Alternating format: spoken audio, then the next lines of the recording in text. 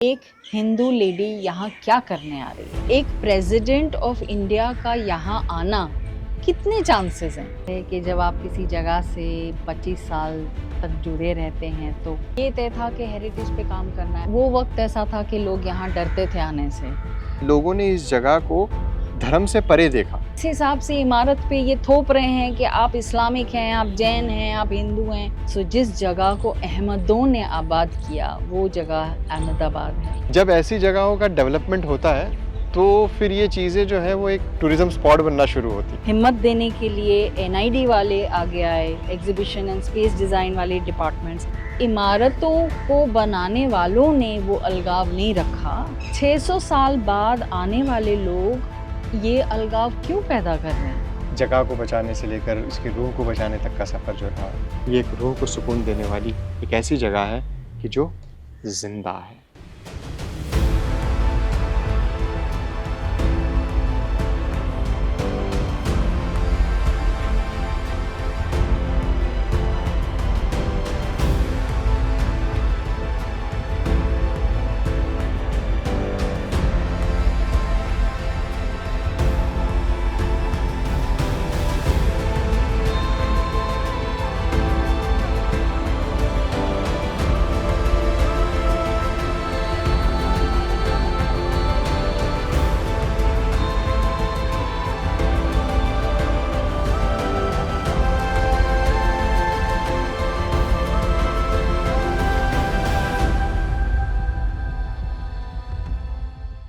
ज़र्रे में जिसकी रूहानियत का नूर, ज़र्रे ज़र्रे में जिसकी रूहानियत का नूर, वो इमारत नहीं किसी दिल का सुरूर।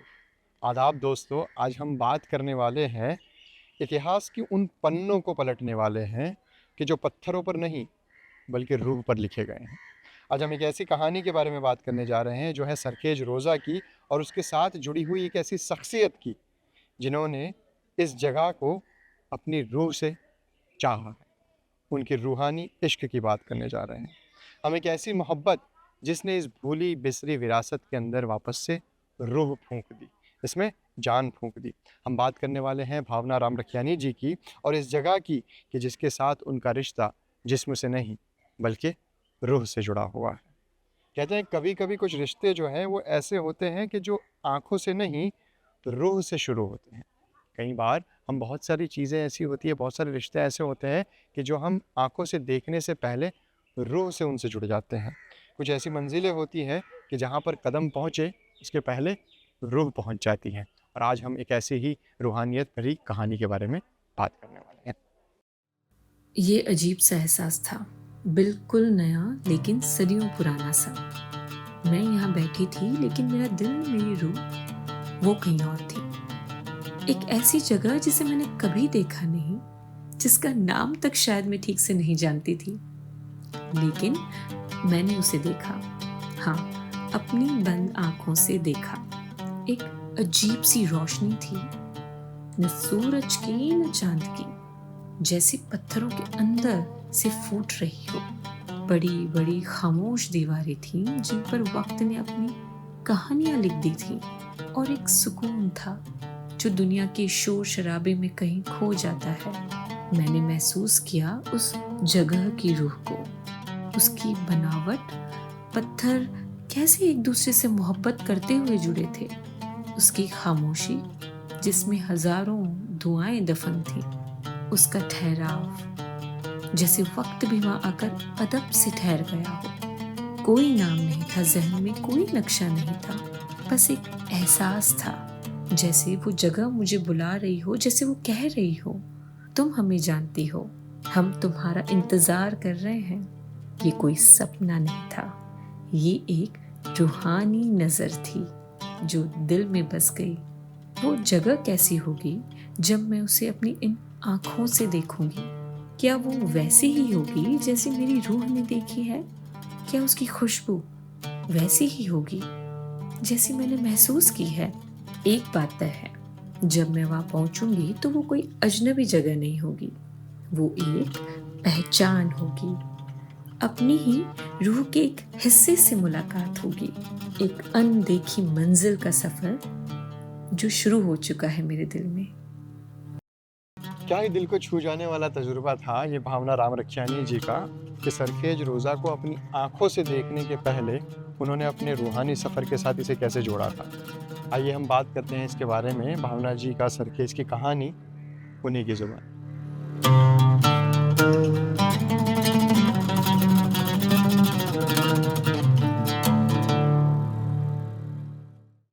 तो भावना जी, हम लोग बहुत बहुत स्वागत करते हैं आपका आज के इस सफ़र में कि जहाँ पर हम लोग मिलेंगे सरखेज की रूह से। सो भावना जी, अगर मैं आपसे पूछूं कि आपकी कहानी की सबसे अनोखी बात यह है कि वो एक रूहानी नज़र, क्या आप हमें उस पहले एहसास के बारे में तफसील से बता सकती हैं कि मतलब ऐसा क्या हुआ था, आपने ऐसा क्या देखा था यहाँ पर, या फिर ऐसा क्या महसूस किया था यहाँ पर आने के पहले? मतलब कोई ऐसी शक्ल रही हो, कोई ऐसी खामोशी, कोई ऐसा मंजर रहा हो आपके सामने कि या फिर कोई ऐसी पुकार आपको आई हो कि जिसने आपको हमेशा के लिए इस जगह के साथ जोड़ दिया? जो सबसे अनोखी बात मुझे लगती है वो ये कि मैं इस शहर में ऑलरेडी 15 साल से रह रही थी। हाँ। ना मैंने सरखेज का नाम सुना था, ना किसी ने कभी उसका ज़िक्र किया और ना ही कभी न्यूज़पेपर में उसके बारे में पढ़ने आया। अरे वाह! स्कूल में अक्सर पिकनिक के लिए ले जाया जाता है, पर सरखेज कभी कोई लेकर नहीं आया। बिल्कुल। और मैं बस नई-नई न्यूयॉर्क से पढ़कर ही आई थी अच्छा। और मैंने ये तय किया था कि मैं अहमदाबाद कम्युनिटी फाउंडेशन सेटअप करूँगी और उसमें ये तय था कि मैं हेरिटेज पे काम करूँगी, क्योंकि घर से स्कूल के लिए निकलते वक्त हर जगह अहमदाबाद एक ऐसा अनोखा शहर था जहाँ पे हेरिटेज मॉन्यूमेंट्स और अर्बन बिल्डिंग्स साथ-साथ ही दिखती थी। बिल्कुल। तो ये तय था कि हेरिटेज पे काम करना है। अब ढूँढ रहे थे कि कौन-सी जगह पे काम करेंगे। तो उस तलाश में मैं सरखेज रोज़ा पहुँची ये हम बात कर रहे हैं 2000 के साल की। सन 2000, सन तकरीबन 2000 तकरीबन 25 साल पहले। जी, 25 साल का सफ़र हो गया और मेरा सबसे पहला ग्लिम्स जो मैं कहूँ, उसका पूरा जो कहूँ रानी के महल पे मेरी नज़र पड़ी थी। अरे वाह! क्योंकि जो हम तालाब के पीछे की ओर है। जी, क्योंकि रानी के महल तक पहुँचना उस वक़्त मुमकिन नहीं था। झाड़ियाँ वगैरह। झाड़ियाँ थीं, जंगल थे, बबूल के जंगल थे और काफ़ी गंदा बिल्कुल। सा माहौल रहता था। पर दूर से देखने के समय ऐसी एक शार्प सी चुभन हुई कि हम लोगों ने, इस शहर के लोगों ने कैसे इस जगह को भुला दिया और कैसे उसको उजड़ने के लिए छोड़ दिया। और तब वो जज़्बा जगा कि मुझे इसके लिए कुछ करना है, इधर बिल्कुल। के लिए कुछ करना है। सो और ये जो आप बात कर रही हैं कि आपने जब इसे पहली बार देखा, जैसे आप हमें कुछ बताएँगे उसके बारे में जो मैं जानता हूँ कि आपके यहाँ पर आने के पहले भी कुछ ऐसा था कि जी, जब आपने जी, पहली बार इस जगह को देखा तो वो उसके साथ जी, जुड़ा था? जी। तो जब, क्योंकि ये कैंपस इतना बड़ा है और बिल्कुल। धीरे-धीरे जब उसको डिटेल में देखने लगे, तो इस कैंपस की ईस्ट की एंट्री की तरफ जब नज़र पड़ी, तो मुझे लगा कि ये तो जगह को ऑलरेडी मैं एक पेंटिंग में उतार चुकी हूँ। सो आप लोगों को बता दें कि भावना जी जो है वो पेंटिंग भी करती है बहुत अच्छी।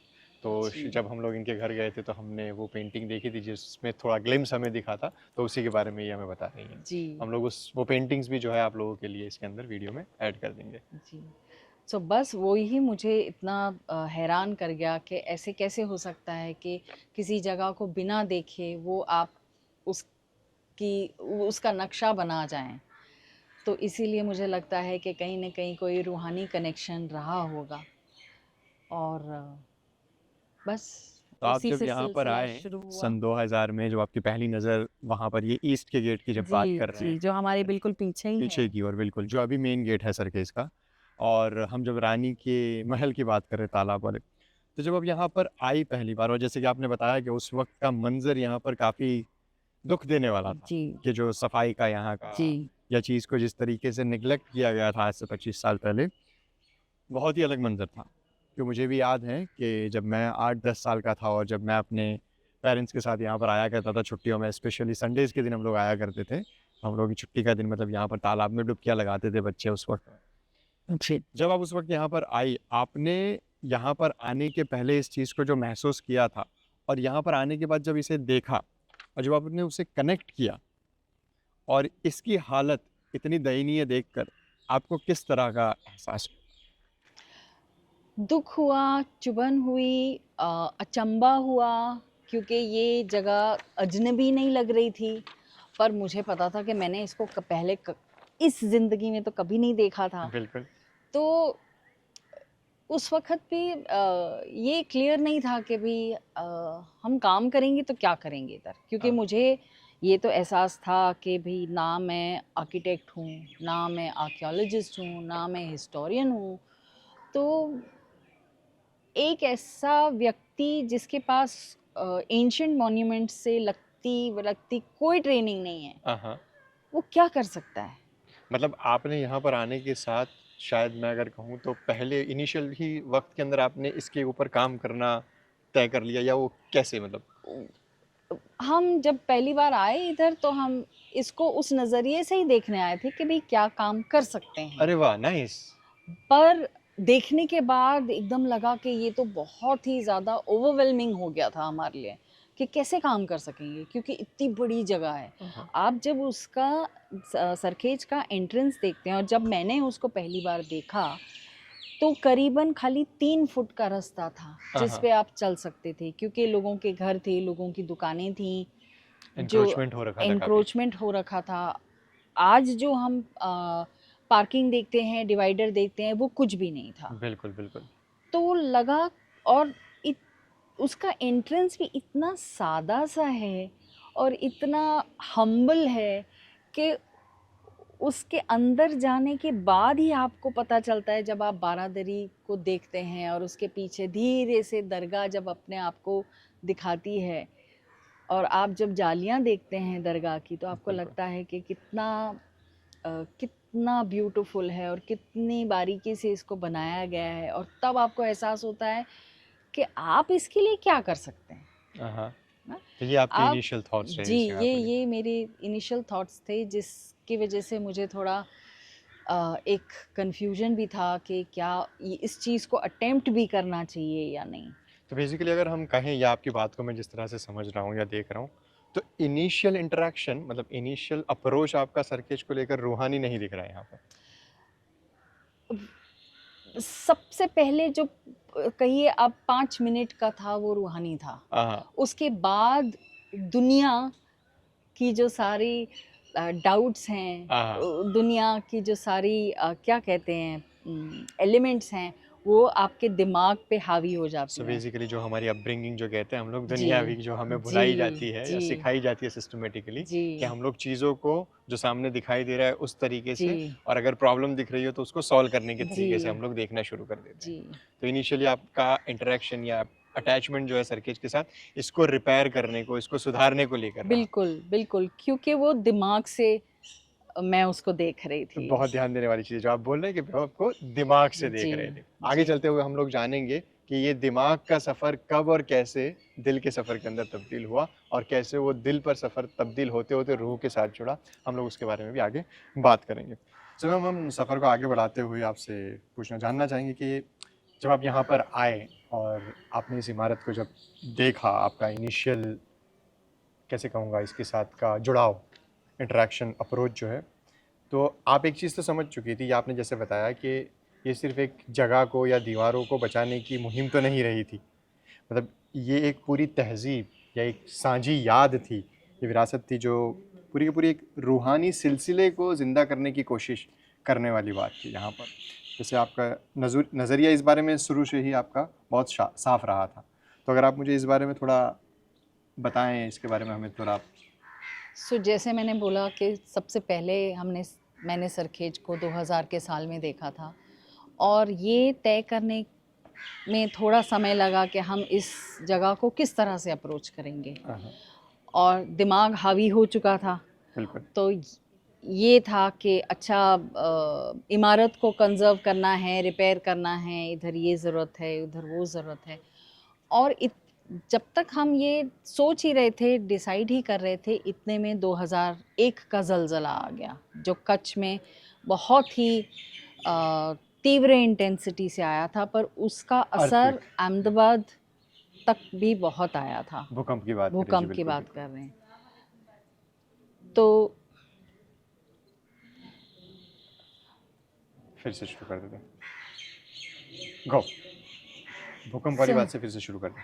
सो 2001 का जो भूकंप था उसमें कच्छ में तो बहुत ही नुकसान हुआ, पर अहमदाबाद में भी बहुत सारी बिल्डिंगें, बहुत सारी इमारतें, उनको बहुत नुकसान हुआ। और दूसरी जगह की ही बात क्यों करें, हमारी ये पूरी बारादरी ही जर्जर हो गई थी। बिल्कुल। और उसे एएसआई वालों के साथ एडवोकेसी करने में उन्होंने करा, तो 3 साल लग गए उनको रिपेयर करते करते। और ये चल ही रहा था, 2001 का काम चल ही रहा था कि 2002 के दंगे हो गए। वन ऑफ और the black spot of the Gujarat. और 2002 के दंगों में हमें ये लगा कि इतना हम लोग हिल गए थे और इतने सारे सवाल उठे थे, और तब ये लगा कि क्या ये सही में सिर्फ एक इमारत ही है, या ये हमारे कल्चर की एक सिंबल है। अगर जिन लोगों को नहीं पता है तो मैं बता दूं कि 2002 की जो बात कर रहे हैं वो गुजरात के अंदर गोधरा कांड के नाम से एक बहुत ही दयनीय या भयानक, जो कह सकते हैं कि जो राइट्स हुए थे गुजरात के अंदर, रिलीजियस राइट्स आप कह सकते हैं, धर्म के नाम के ऊपर जो हुआ था, इसकी वजह से गुजरात के पूरे लैंडस्केप के ऊपर एक रिलीजियस लेवल के ऊपर बहुत ज़्यादा इम्पैक्ट पड़ा था। और जैसे कि ये जो मॉन्यूमेंट जहाँ पर हम बैठे हुए हैं जिसकी बात कर रहे हैं, वो कहीं ना कहीं एक रिलीजन के साथ अटैच है, जी। तो इसी वजह से वो चीज़ का इम्पैक्ट यहाँ पर भी देखना लाजमी था। उस वक्त वो वक्त ऐसा था कि लोग यहाँ डरते थे आने से।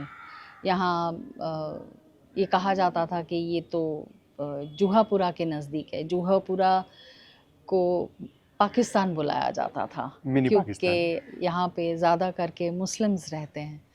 सो उस समय को पार करना, हालांकि मेरे खुद की पर्सनल एक्सपीरियंस में कभी मुझे ऐसा नहीं लगा, डर नहीं लगा, कभी ऐसा नहीं लगा कि मुझे यहाँ आना नहीं चाहिए या मुझे थोड़ा देर का ब्रेक देना चाहिए उस वक़्त।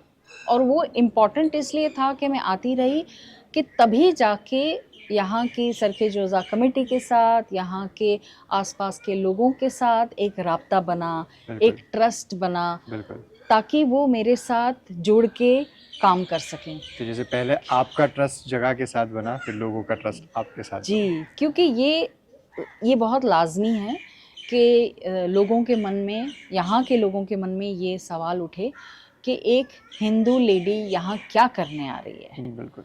और क्या कर लेगी, ये इमारत तो 600 साल से खड़ी है, आप ऐसा इसमें क्या बदलाव ले आएंगे। बिल्कुल।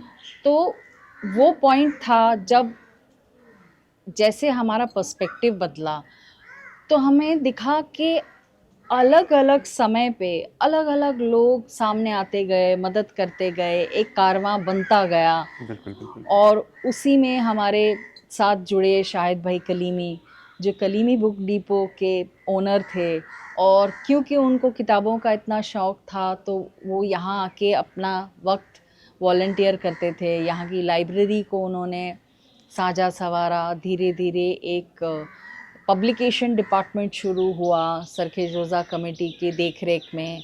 पुरानी किताबों को ट्रांसलेट किया गया गुजराती उर्दू में, ताकि ज़्यादा से ज़्यादा लोग उसको पढ़ सकें।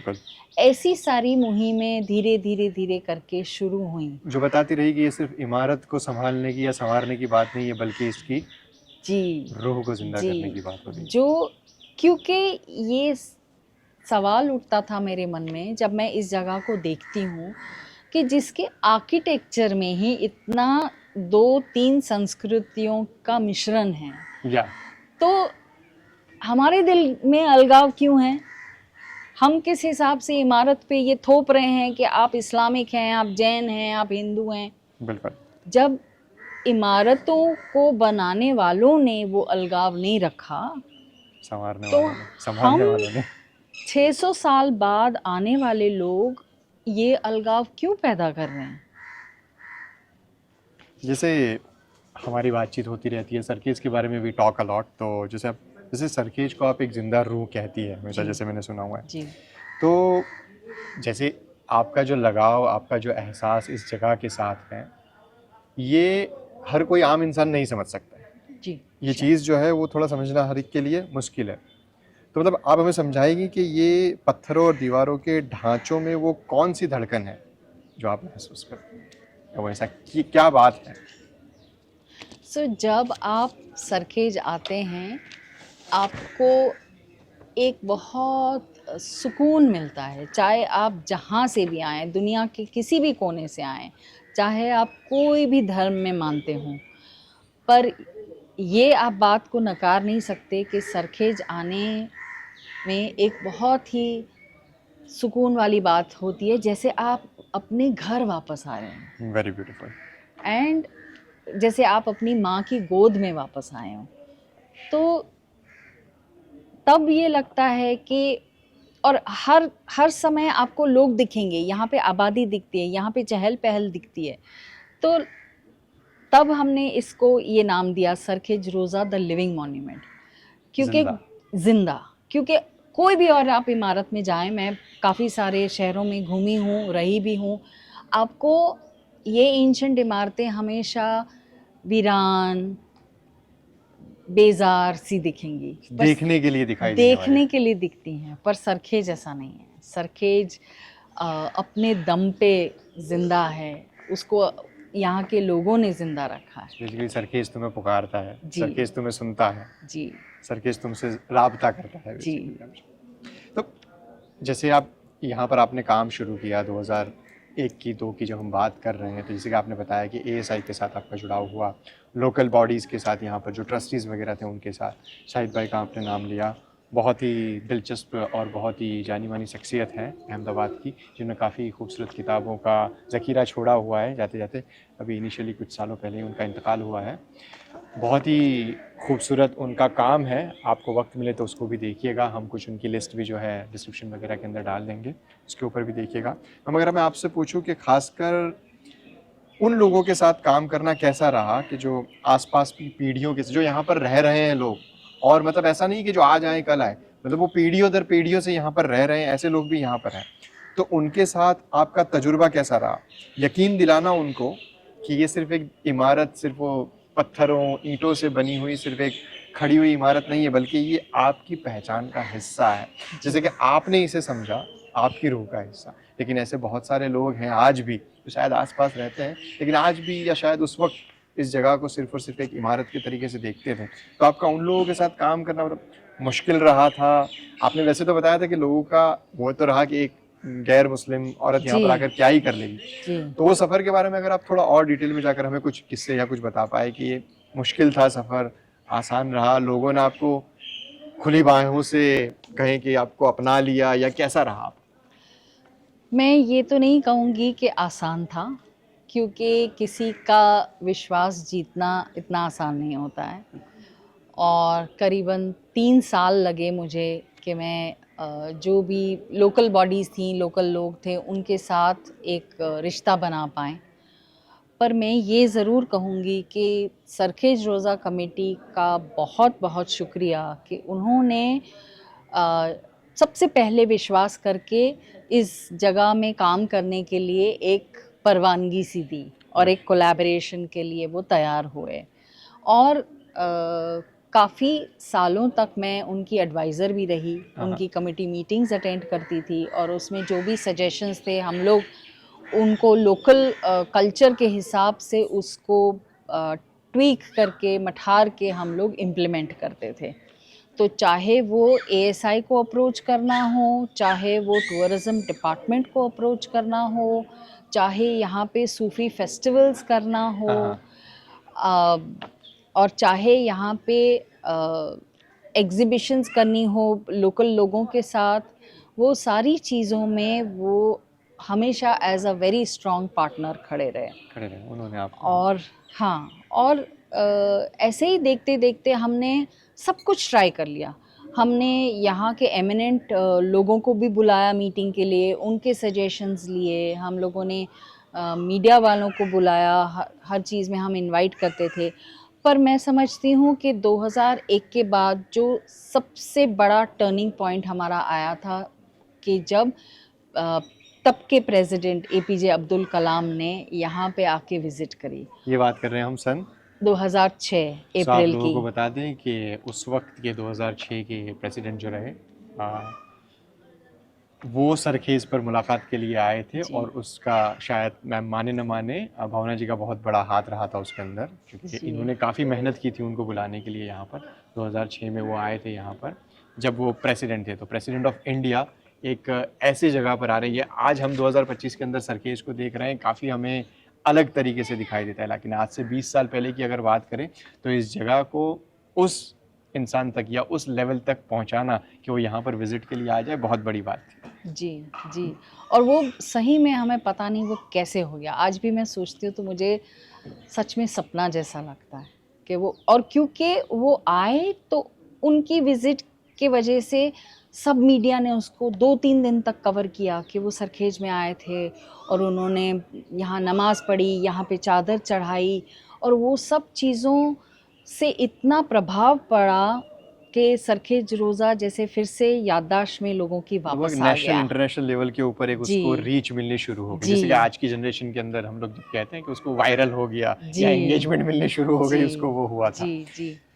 ये सारे जब हम लोग वक्त की बात कर रहे हैं, आई थिंक उसी वक्त के दौरान आपने, उसके कुछ वक्त के बाद आपने ये जैसे हुआ, आपने एक सरखेज रोज़ा की क्राफ्ट एंड वुमेन वाला जो आपका कलेक्टिव जी। एफर्ट जो था जी। उसको आपने एक अंजाम दिया था। अगर उसके बारे में अगर आप हमें बताएं जी। कि उसकी बुनियाद कैसे रखी गई, या उसका मकसद सिर्फ पैसा बनाना था या फिर विरासत को आसपास के लोगों की रोज़मर्रा ज़िंदगी के साथ जोड़कर उनको इसके साथ, या तो फिर कहें कि उनका इन्वॉल्वमेंट इसके अंदर कैसे जोड़ा जाए, अगर आप हमें उसके बारे में थोड़ा बताएं तो। जब हम लोग इनिशियल 10 साल जब हम काम किए और सिर्फ एडवोकेसी कर रहे थे सरखेज रोज़ा के लिए, तब हमेशा हमारी ये नज़र रहती थी कि आजू बाजू के लोगों को किस तरह से इन्वॉल्व किया जाए। हमें ये कभी नहीं चाहिए था कि उनको एक्सक्लूड करके कोई भी डेवलपमेंट हो, क्योंकि वो मेरा मानना नहीं जो था। ज़्यादातर आज के वक्त में हो रहा है। हाँ। जब सूफ़ी फेस्टिवल्स भी होने लगे और बहुत ही धूमधाम से क्राफ्ट ऑफ आर्ट के साथ, जो क्राफ्ट ऑफ आर्ट चलाती हैं बिरवा कुरैशी, उन्होंने यहाँ पे 2009 से लेके 2014 तक कंटिन्यूसली हर साल फेस्टिवल्स किए। तो तब भी हम लोग ये बात से क्लियर थे कि जो आसपास के लोग हैं वो भी आके हमारे साथ शरीक हों, शामिल हों प्रोग्राम में। ऐसा नहीं कि वो नहीं आ सकते। और ये इसके अंदर ना ही सिर्फ मर्द बल्कि आपने औरतों को भी इस काम के साथ जोड़ने जी की। जी, क्योंकि हमें ये लगा कि हमारा जो भी काम था उससे टूरिस्ट फुटफॉल बहुत बढ़ गया था। बिल्कुल। तो हमें लगा कि अगर टूरिस्ट फुटफॉल बढ़ रहा है तो यहाँ के आसपास के लोगों को किस तरह से फ़ायदा हो सकता है, और क्यों ना हो। बिल्कुल। तो पर वो फ़ायदा कराने के लिए हमें उनके स्किल्स को बढ़ाने की ज़रूरत थी, क्योंकि जब कोई भी टूरिस्ट आता है तो वो क्या देखता है, वो एक सुवेनियर ले जाना चाहता है, एक यादगार ले जाना चाहता है कि हाँ हम सरखेज आए थे और ये वहाँ का है मोमेंटो। तो हमारे पास फंडिंग कभी नहीं रही सरखेज के लिए। वो भी एक बहुत बड़ा मसला था कि उसको क्रिएटिवली हम प्रॉब्लम को किस तरह से सॉल्व करें। तो हमने देखा कल्चरली कि यहाँ के लोग जो है वो, उनकी हाथ में बहुत कारीगरी थी, चाहे स्किल, चाहे वो एम्ब्रॉयडरी बोलो, क्रोशे बोलो, कुछ भी, निटिंग बोलो, कुछ भी बोलो।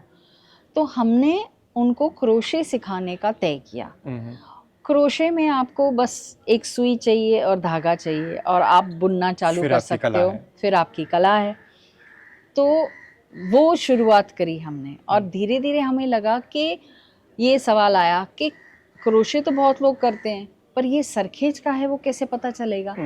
तो हमने यहाँ की जालियों को अपनी डिज़ाइंस में ढालने का काम शुरू किया। वाओ, सो बेसिकली धागे से डिज़ाइन ही बनाई जा रही थी। तो जो हमको पत्थर में डिज़ाइंस दिखती हैं वो हमने धागे में डालनी शुरू करी, और इस तरह से धीरे धीरे सिलसिला शुरू हुआ कि सरखेज रोज़ा क्राफ्ट्स एंड विमेंस कलेक्टिव एक बहुत ही फ्लरिशिंग टाइप का एंटरप्राइज बन गया कम्युनिटी में।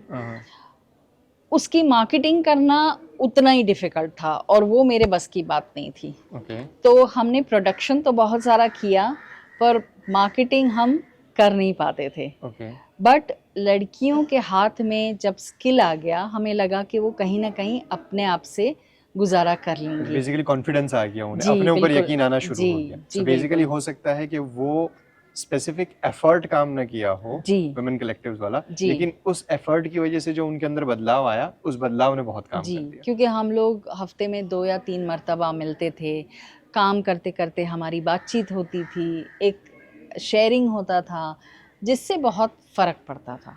एक कॉन्फिडेंस जो आप कह रहे हैं, वो सबसे मेन था कि हमारी लड़कियों में आया। सो वही तो वही मकसद था। जी, वही मकसद था। तो कह सकते हैं कि कहीं ना कहीं चाहे वो, अब कह सकते हैं कि सरखेज रोज़ा क्राफ्ट एंड वुमेन कलेक्टिव वाला सक्सेसफुल इतना नहीं हुआ, लेकिन जो मकसद था जी, वो बिल्कुल। कहीं ना कहीं आज बिल्कुल। हम जब पीछे जाकर देखते हैं उसे, जी। तो वो कहीं ना कहीं बिल्कुल, अचीव बिल्कुल, किया है। बिल्कुल। भावना जी की कहानी किसी प्रोजेक्ट या सरकारी हुक्म से शुरू नहीं होती है। ये शुरू होती है उनके रूहानी मुलाकात से, जब उन्होंने सरखेज अपनी आंखों से देखने के पहले जब इसे रूहानी तौर पर इसे देखा, तब से होती है उनकी शुरुआत। 2001 के ज़लज़ले के बाद इस इमारत को जो नुकसान पहुंचा, जब लोगों ने इस इमारत को देखा, तो जब हम बात करते हैं कि सरकारी लोग या यहाँ के जो मुलाजिम हैं, जो लोग हैं, वो इस इमारत पर हुए बाहरी नुकसान को देखते थे, इस मरम्मत को संवारने की चीज़ को देखते थे, इसे ठीक करने को लेकर। जबकि भावना जी ने उन दरारों के परे एक उम्मीद, एक पुकार को सुना, एक उम्मीद को देखा, और उन्होंने इस मरम्मत के साथ साथ इस जगह को वापस इसकी रूहानियत लौटाने की जो मुहिम शुरू की, और ये एक बहुत लंबा चौड़ा काम इन्होंने शुरू किया। अहमदाबाद कम्युनिटी फाउंडेशन के कन्वीनियर के तौर के ऊपर इन्होंने ये मुहिम को बहुत जल्द से जल्द शुरू किया। भावना जी, हम सरखेज रोज़ा की जब बनावट की बात करते हैं, कि अभी हम लोगों ने जो ASI वगैरह की बात की, उस सब चीज़ों को लेकर, तो यहाँ की जो बनावट है, जैसे आर्किटेक्चरल स्टाइल जो कहते हैं, तो इसके अंदर इस्लामिक और नॉन इस्लामिक, मतलब बेसिकली Yes, हिंदू या जैन, जैन हिंदू। तरीके भी हमें इसका मेल-जोल दिखाई देता है। बिल्कुल। जैसे कि आप बता रहे थे, अभी भी हम लोग इस बारे में बात कर रहे थे। आज के समाज के लिए आप इस चीज़ को किस तरीके से देखती हैं? मतलब आपने वैसे अभी बात तो की इस बारे में कि वो है, लेकिन आप इस आज के वक्त के लिए ये गंगा जमुनी तहज़ीब की जब हम बात करते हैं, आज कितनी ज़रूरी है?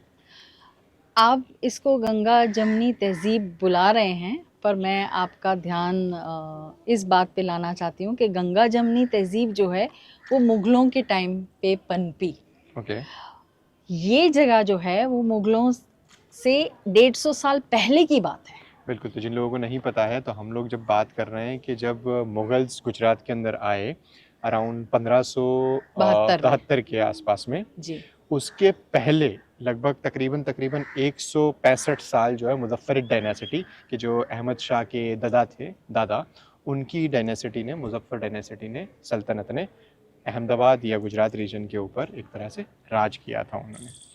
तो ये उन्होंने उनके दौर की बात करें कि भाई गुजरात जब अकबर आए, जिनको गंगा जमुनी तहज़ीब का एक एम्बेसडर माना जाता है इंडिया के लेवल के ऊपर, लेकिन हम बात कर रहे हैं कि उनके आने के पहले या उनके थ्रोन पर आने के पहले, उनके गद्दी पर आने के भी तकरीबन 150 साल पहले की हम लोग जो बात कर रहे हैं, वो इस जगह की बात कर रहे हैं।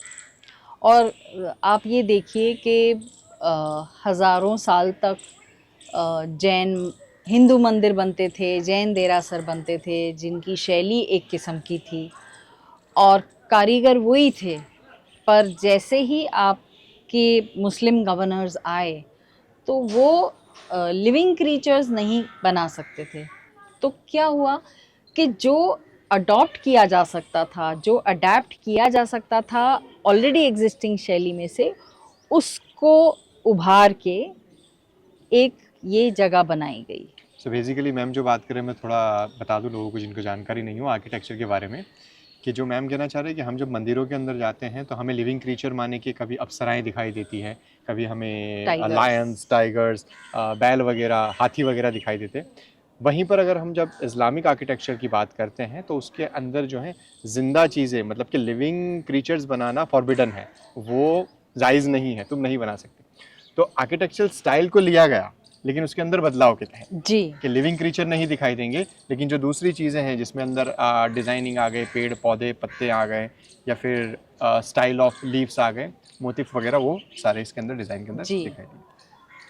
सो जो बहुत छोटा एलिमेंट यूज़ किया जाता था प्रीवियसली वो जालियों का था, हाँ और इधर जालियों को उभारा गया। हाँ तो मतलब कितना creatively Hindu, Jain, Islamic architecture का मिश्रण हुआ, जिसका एपिटोम आप सिद्दी सैयद की जाली में देख सकते हैं। बिल्कुल, अहमदाबाद की बहुत ही फेमस जाली जो आज भी अहमदाबाद के सिंबल की तरह यूज़ की जाती है। अनऑफिशियल लोगो ऑफ अहमदाबाद है बेसिकली Yes. वो नहीं, अनऑफिशियल नहीं है, आज भी ऑफिशियल है।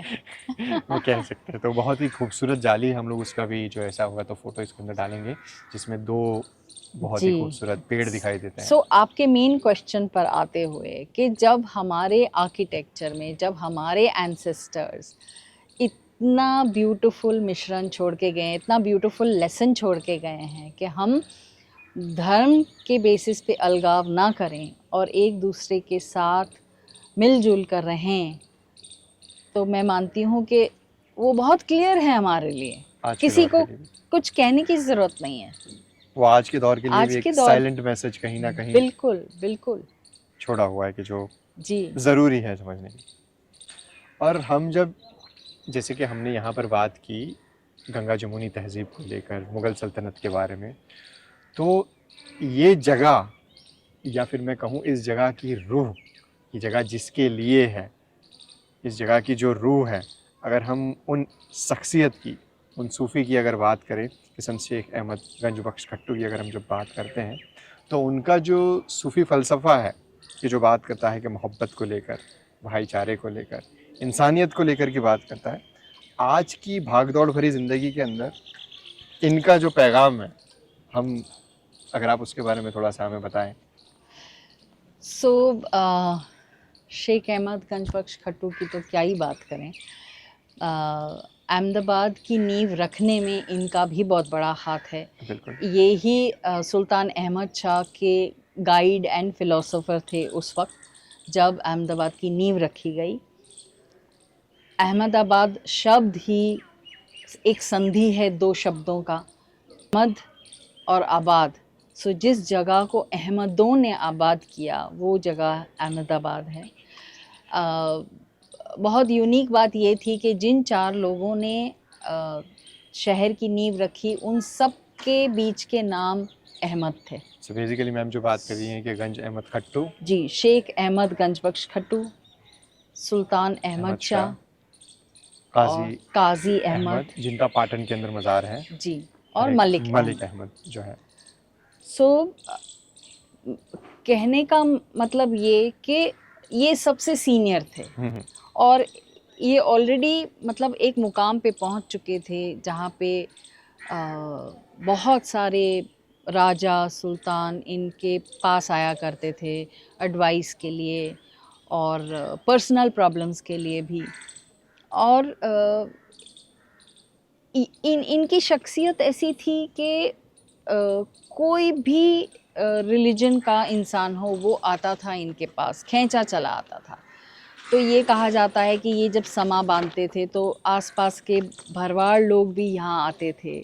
आज की तारीख में भी ये हमें देखने को मिला है एज़ लेटेस्ट एज़ 2008 कि जब भी मकरबा गांव में कोई भी पब्लिक बिल्डिंग की नींव रखनी होती है तो वहाँ यहाँ पे उसके ऊपर नारियल फोड़ा जाता है, उस पे गुलाब चढ़ाए जाते हैं, यहाँ से आशीर्वाद लिया जाता है और फिर जाके उसे नींव में लगाया जाता है, उस ईंट को शुरुआत की। सो इतना अकीदा है इस जगह के लिए, इतना प्रेम है, इतनी मोहब्बत है। तो हम तो 600 साल बाद आए हैं, पर जब हम सोचते भी हैं उस वक्त के बारे में, उस दौर के बारे में, तो ये एहसास होता होगा कि कितना अपनापन लगता होगा इनके साथ कि लोग आज भी वो अकीदा मतलब बनाए रखें। एक गैर धार्मिक, मतलब हम अगर हिंदू की बात कर रहे हैं तो उस अकीदे के लोग भी एक मुस्लिम संत के पास आकर अपनी शुभ काम की शुरुआत के लिए इनसे मन्नत मांग रहे हैं, इनसे दुआएं कर रहे हैं उस चीज़ के बारे में।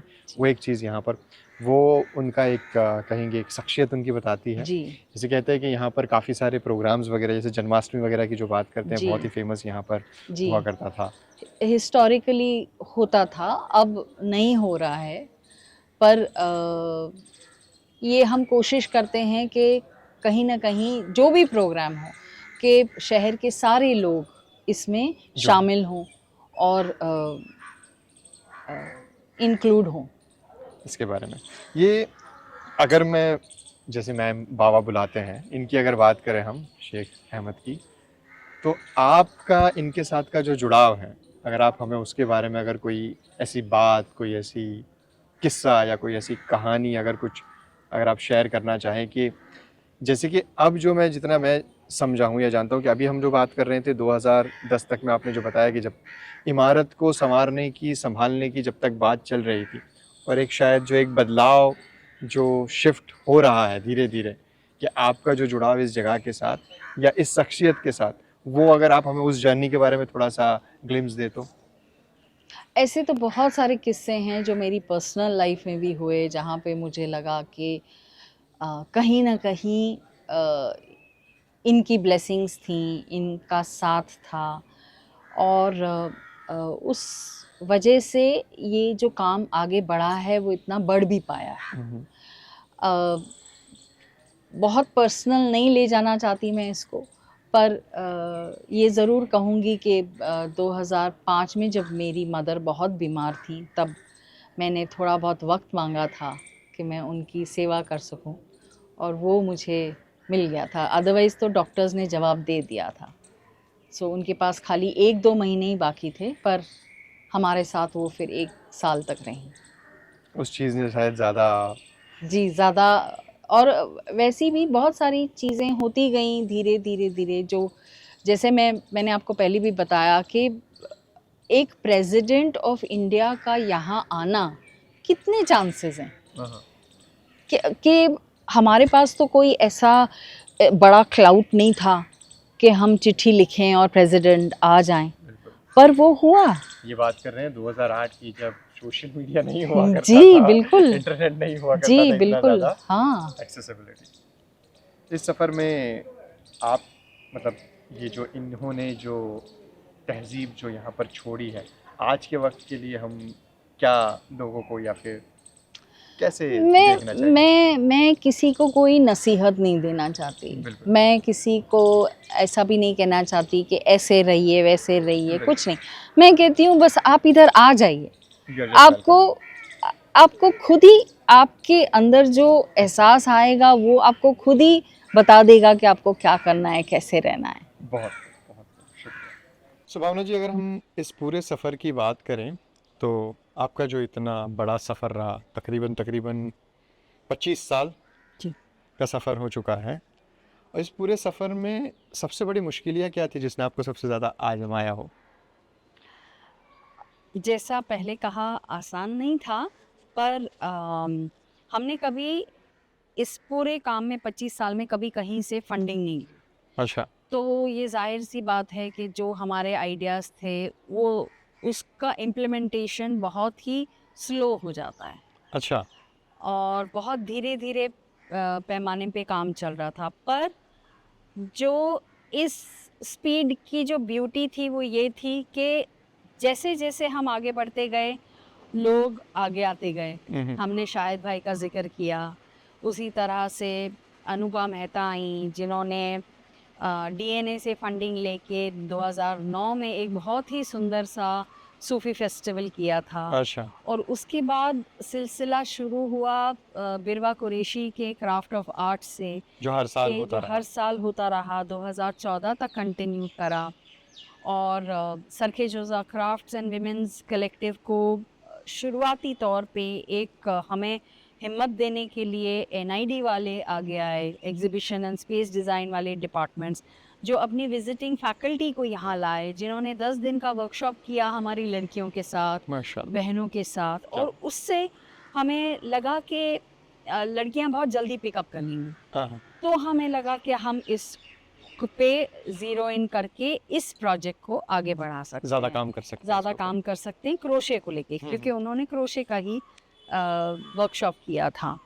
इसी तरह से बहुत सारे दूसरे लोग आके इस जगह को मदद करते गए और इस तरीके से सिलसिला बढ़ता गया और आज भी जारी है। अच्छा, तो इस सारे सफ़र के अंदर मतलब जैसे हम जब बात करते हैं तो सरकारी दफ्तरों की जब बात होती है, समाज के लोगों की जब नासमझी की बात होती है, जैसे कि आपने बताया कि फंडिंग तो कभी आई नहीं, जी। तो पैसों की जो किल्लत होनी हो जानी शुरू होनी होती है, तो ऐसे दौर के अंदर कभी अपने इरादों पर शक होना या इरादों पर शक होने का मौका ही नहीं आया क्योंकि कहीं ना कहीं से मदद आ ही जाती थी और वो चाहे वो दुनिया की लेवल पे हो चाहे वो रूहानी लेवल पे हो कि हम जिस तरह से कहते हैं कि यूनिवर्स आपको हेल्प करने के लिए खड़ा ही था, तो उस किस्म के एक्सपीरियंसेस सारे हुए।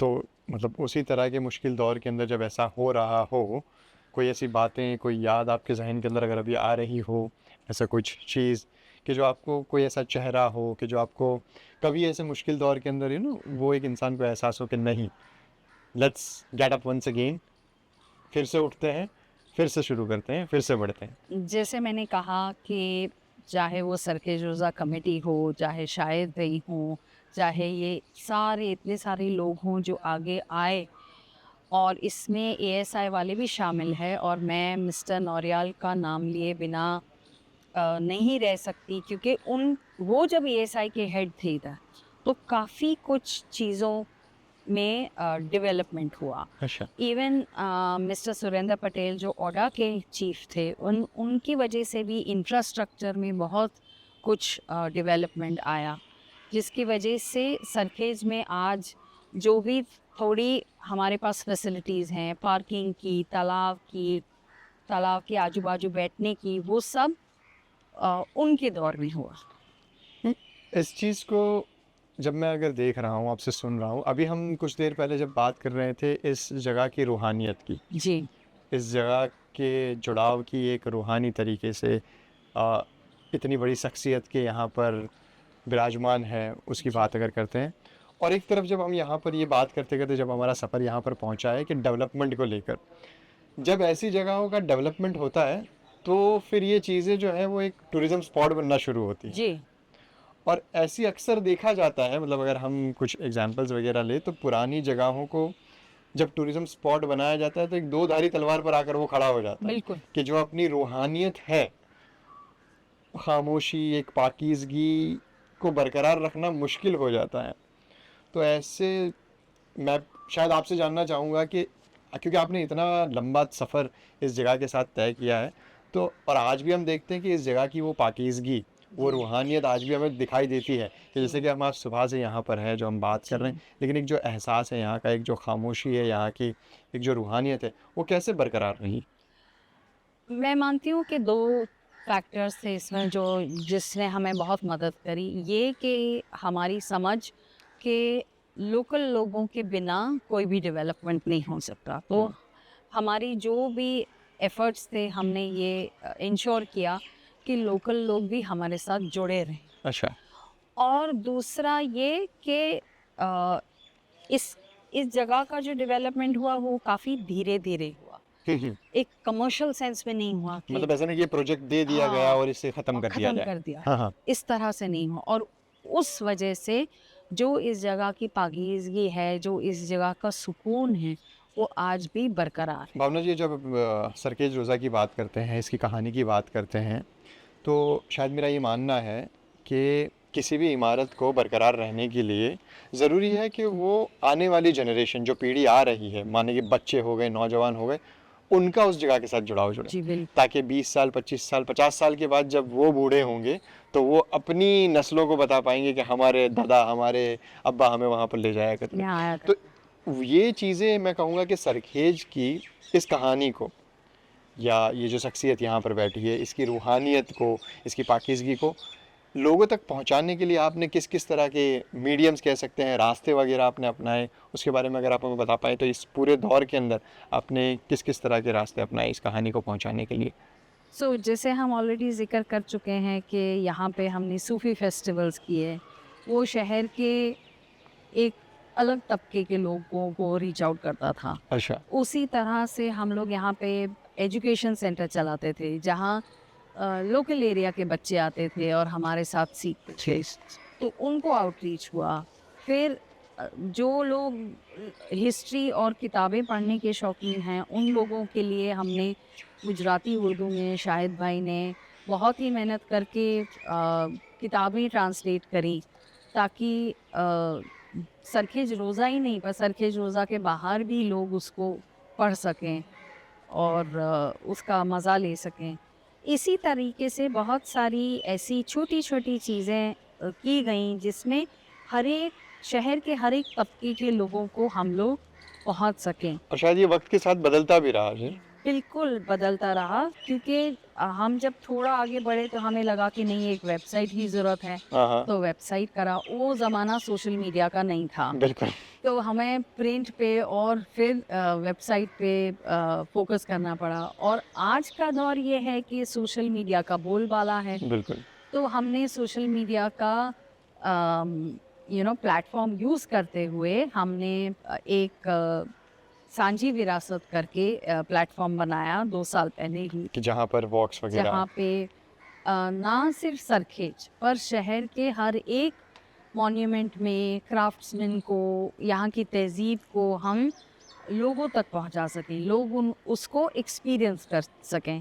तो सांझी विरासत का जो हमारा प्लेटफॉर्म है, और जिसके तहत ये पॉडकास्ट भी आप लोग देख पाएंगे, उसको हम लोग एक ज़रिया बना रहे हैं लोगों तक पहुंचने के लिए। बेसिकली ये कि वक्त रहते पहले जब प्रिंट मीडिया था तो किताबें भी इसके ऊपर छपी। जी। एंटरटेनमेंट के लिए कहा जाए तो कव्वाली के फेस्टिवल हुए, यहाँ पर कल्चरल फेस्टिवल्स वगैरह हुए। इस तरह से आज के दौर के अंदर देखा जाए तो अब इस कहानी को लोगों तक पहुँचाने के लिए सोशल मीडिया का इस्तेमाल किया जा रहा है। जी। ये भी हम जो देख रहे हैं यूट्यूब के ऊपर, ये सोशल मीडिया के थ्रू ही एक तरीके से इस्तेमाल हो रहा है। तो वक्त के साथ ये बदलाव कहानी पहुँचाने का चलता रहा और अभी शायद चलता रहेगा हमारे बाद भी शायद ये बिल्कुल, चीज़। क्योंकि ज़रूरी ये है कि आपकी जो हेरिटेज मॉन्यूमेंट्स हैं, उसको आप ज़्यादा से ज़्यादा कितना रेलेवेंट रख सकते हैं मॉडर्न डे ज़िंदगी में आने वाली जनरेशन के लिए, तभी बिल्कुल। आपका वो मॉन्यूमेंट जो है वो लिविंग मॉन्यूमेंट रहेगा। बिल्कुल सर्वाइव कर पाएगा, वरना तो फिर वो दूसरी इमारतों की तरह सिर्फ एक देखने के लिए या फोटो खींचने के लिए एक खंडर बनकर रह जाएगा। जैसे कि हम लोगों ने बात की कि भावना जी का जो ये सफ़र था इस जगह को रिवाइव करने के लिए, बेसिकली इसे ज़िंदा वापस करने के लिए, वो सिर्फ और सिर्फ दीवारों या फिर पत्थरों को संवारने की बात नहीं थी। इसकी तहज़ीब को, इसकी रूहानियत को वापस उजागर करने की बात थी, उसे जगाने की बात थी। जिस तरह से उन्होंने मेहनत करके लोगों के साथ, आपसी लोगों के साथ, आसपास के लोगों को जिस तरह से उन्होंने इस जगह के साथ जोड़ा, उन्होंने जो है वुमेंस के लिए, औरतों के लिए जिस तरह से काम वगैरह, वर्कशॉप्स वगैरह करवाई, एजुकेशन को लेकर उन्होंने जो काम किया, वो सारी चीज़ों को देखते हुए जैसे कि उन्होंने इस जगह को सिर्फ एक पत्थर या इमारत के तरीके से नहीं देखा, उन्होंने इसको एक विरासत, एक जीते जागते नमूने के तरीके से उन्होंने इसे देखा। उसके चलते उन्होंने जो काम किए, जैसे कि जब हम बात करते हैं, उन्होंने जैसे हमें बताया कि शुरुआत के दौर के अंदर जब वो यहाँ पर आई तो आसपास के इलाकों के अंदर किस तरह से झाड़ियों से घिरी हुई जगहें कि तुम्हें चलने के लिए प्रॉपर जगह नहीं है। उन्होंने यहाँ पर पार्किंग वगैरह की फैसिलिटीज़ के लिए काम किए, आसपास का जो इंक्रोचमेंट था उसे हटाने के लिए वह काम किए। पीछे के तालाब वाली जगह के ऊपर जो महल वाली जगह है, क्वींस महल जो कहते हैं, रानी का महल जो है, क्वींस पैलेस, उस जगह पर इन्होंने जिस तरीके से काम किए कि वो बबूल की झाड़ियों से घिरी हुई जगहों को साफ़ कर उसे जो है एक लोगों को आकर्षण का एक ज़रिया बनाया कि लोग यहाँ पर आए और इस चीज़ को निहारें, इसे समझें, इसे यहाँ पर आकर लोग इसके बारे में बातें करें, वक्त गुजारे, यहाँ पर आने वाले लोग इस जगह के साथ जुड़े।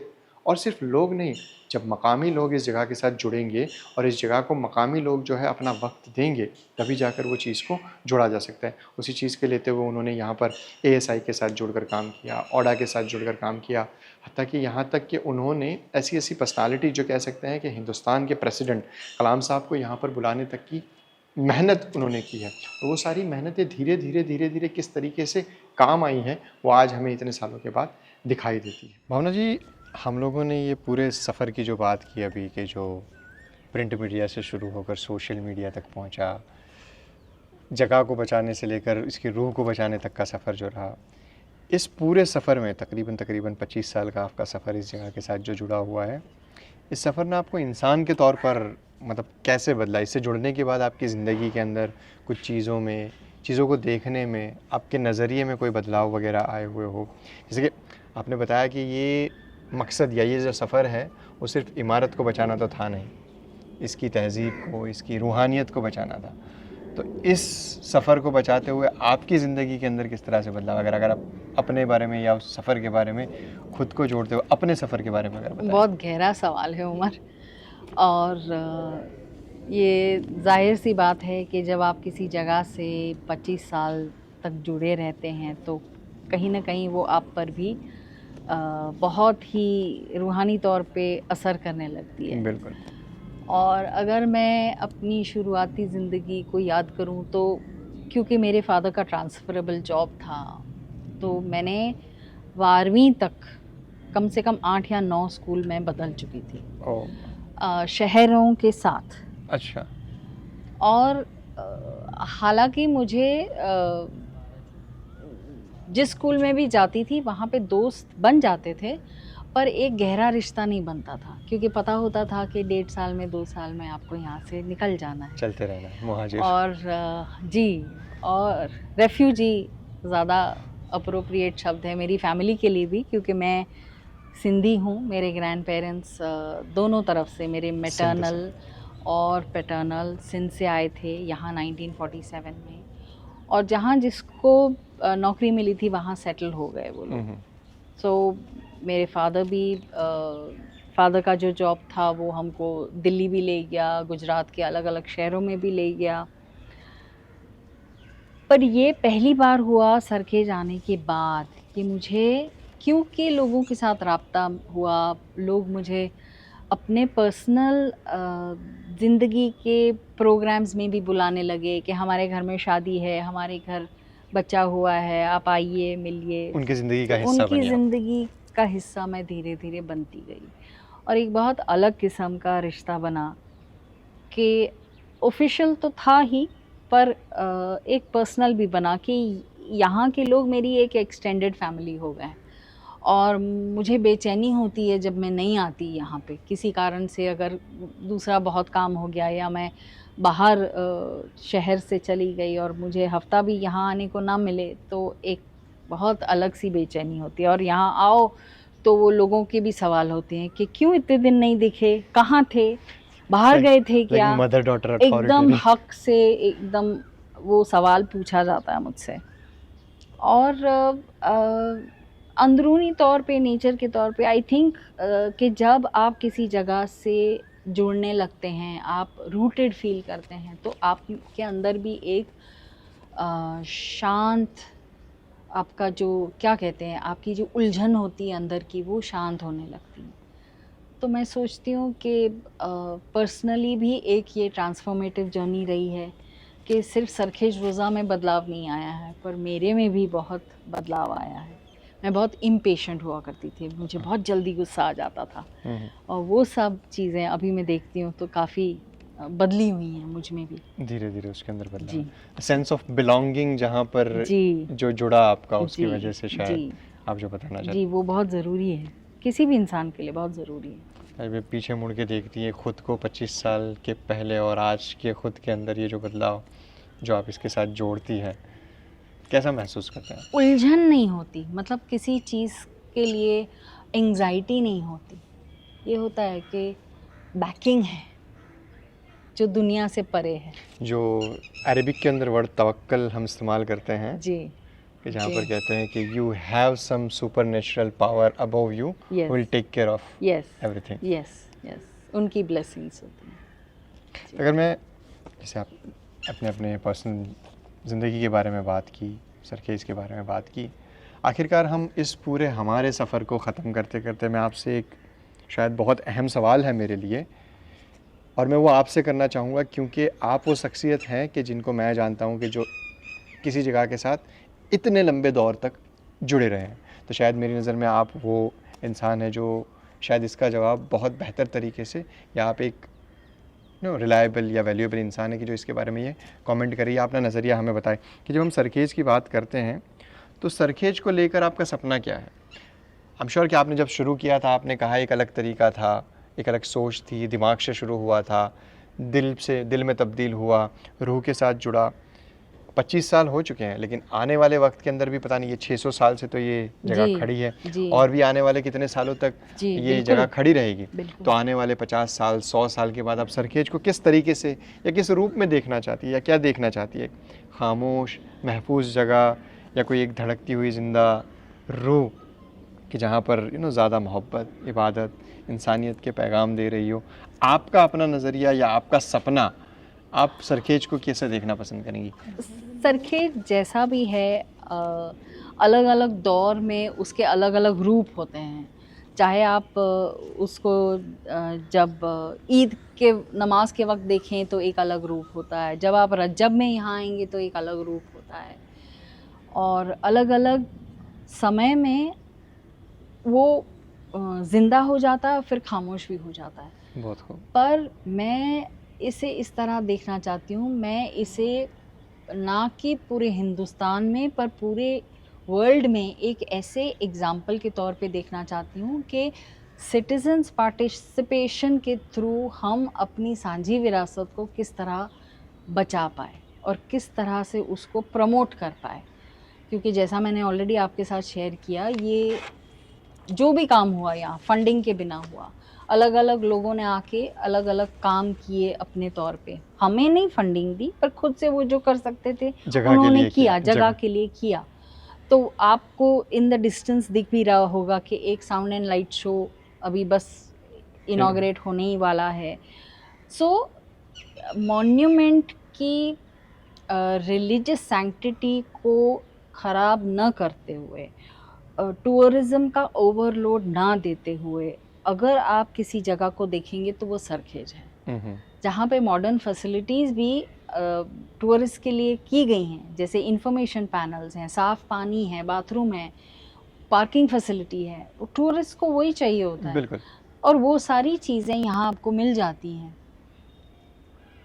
सो मैं ये चाहती हूँ कि लोग सरखेज के एग्ज़ाम्पल से सीखें, और हमारे पास जो इतनी ब्यूटीफुल हेरिटेज है, जो अहमदाबाद शहर को वर्ल्ड हेरिटेज सिटी का स्टेटस मिला है, वो सारी इमारतों को इस तरह से ही बहुत ध्यान से, बहुत प्यार से रखा जाए। उसमें जो भी फैसिलिटीज़ हो सकती हैं वो लोगों के लिए की जाएं, विज़िटर्स को यहाँ इनवाइट किया जाए। अहमदाबाद आने के लिए सरखेज ऑलरेडी आपके पास एक चुंबक की तरह है।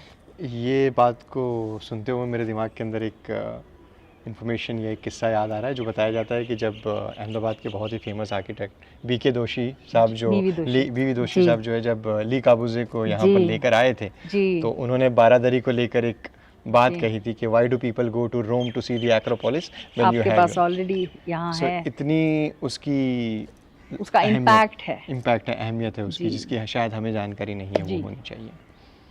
जज़ाकल्लाह खैर, थैंक यू सो मच भावना जी आपका वक्त देने के लिए। आपने अपनी इतना लंबा सफ़र जो आपने इस जगह के साथ तय किया, इस जगह के बदलाव के अंदर आपका जो कंट्रीब्यूशन रहा, उसके लिए तहे दिल से शुक्रिया आपका। आने वाली जनरेशन भी शायद इसका वैल्यू करे, इसको बरकरार रखे और इसके अंदर कंट्रीब्यूशन कर कर इसको और ज़्यादा अच्छे तरीके से आगे पहुँचाए। वही हमारी कामना है और वही हमारी दुआएँ हैं। और बस इसी के साथ हम ख़त्म करेंगे कहते हुए कि ज़र्रे ज़र्रे में जिसकी रूहानियत का नूर, कि ज़र्रे ज़र्रे में जिसकी रूहानियत का नूर, ये इमारत नहीं किसी दिल का सुरूर। बहुत थैंक यू। मकामी लोगों को इस मुहिम के साथ जोड़ना और उन्हें जो है माली तौर पर भी इस मुहिम से जो है वो फ़ायदा हो, ये भावना जी की मुहिम का, उनके सफ़र का एक बहुत बड़ा हिस्सा रहा था हमेशा। इस जगह की जब हम बात करते हैं तो ये इंडो इस्लामिक आर्किटेक्चरल स्टाइल, जो हिंदुस्तानी इस्लामिक तहज़ीब का एक बहुत बेजोड़ नमूना है, कि यहाँ पर हमें हिंदू, जैन, मुस्लिम आर्किटेक्चरल स्टाइल के समन्वय को जो हमें दिखाई देता है, यहाँ पर जो हमें जुड़ाव दिखाई देता है, एक गंगा जमुनी तहज़ीब जो 15वीं सदी की गुहार लगाती है, जो हमें बताती है कि ये वो तहज़ीब थी उस वक्त में कि जहाँ पर एक धर्म या फिर रिलीजन को परे रखते हुए लोगों ने किस तरह से इस जगह को, माने कि जब हम सरखेज की बात करते हैं, जिसमें बहुत ही इम्पोर्टेंट एस्पेक्ट जो आता है वो शेख गंज अहमद खट्टू जी का आता है कि एक वो मुस्लिम शख्सियत होते हुए भी गैर मुसलमानों ने उन्हें जो इम्पोर्टेंस या उन्हें जो मर्तबा या जो जगह दी, वो बहुत ही काबिल तारीफ़ चीज़ रही है।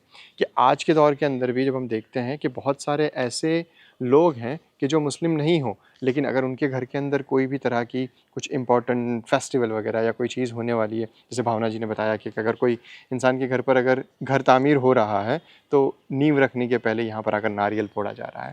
ये बताता है कि उस वक्त भी लोगों ने इस जगह को धर्म से परे देखा, क्योंकि ये जगह जो है वो सिर्फ इमारतों का बना हुआ एक ढांचा नहीं, बल्कि एक रूहानी सुकून देने वाली एक जगह बनी हुई है। कि यहाँ पर जहाँ पर एक खूबसूरत जालियाँ, ये इतने खूबसूरत नज़ारे, ये इतना बड़ा तालाब, ये महल, यहाँ की जालियों की नक्काशी, यहाँ के पत्थर जो कहते हैं कि ये पत्थर खुद बोलते हैं, इनकी जगह की कहानी बताते हैं। और ये जो यहाँ पर जो शख्सियत लेटी हुई है गंज अहमद खट्टू, उनका इतना इम्पॉर्टेंट कंट्रीब्यूशन जो अहमदाबाद शहर को बनाने को लेकर रहा है, उस सब के बारे में जो भावना जी ने बताया, ये सारी चीज़ें जो हमें बताती हैं कि ये जगह सिर्फ़ एक खंडर या सिर्फ़ एक ऐसी जगह नहीं है कि जो सिर्फ़ इमारतें बनकर रह गई हो, बल्कि ये एक रूह को सुकून देने वाली एक ऐसी जगह है कि जो ज़िंदा है।